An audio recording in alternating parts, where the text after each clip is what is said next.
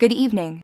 Breaking news on Prime24 News. I'm Anna, and we begin tonight with a major federal disclosure that is capturing global attention. Tonight, tens of thousands of previously sealed Jeffrey Epstein files have been released to the public, and they include photos, documents, flight logs, contact lists, and other investigative materials from the long-running federal probe into the convicted sex offender.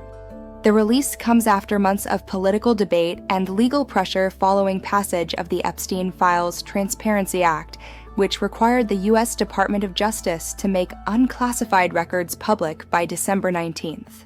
The files contain thousands of images, many heavily redacted, showing Jeffrey Epstein with a range of associates, including former President Bill Clinton, entertainer Michael Jackson, and others.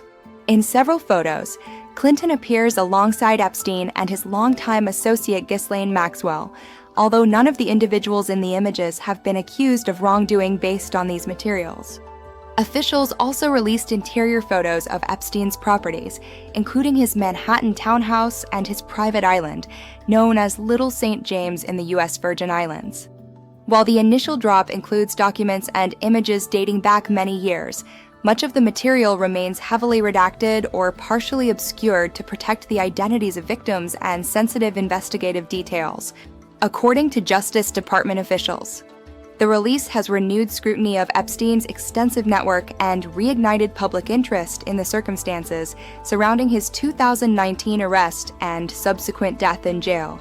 Critics have called the redactions excessive, urging the Justice Department to provide clearer explanations for what has been withheld and why. Political reaction today has been intense. Members of Congress from both parties have expressed frustration that the release appears incomplete, with some accusing the department of failing to fully comply with the law. Officials said additional batches of files will continue to be released over the coming weeks.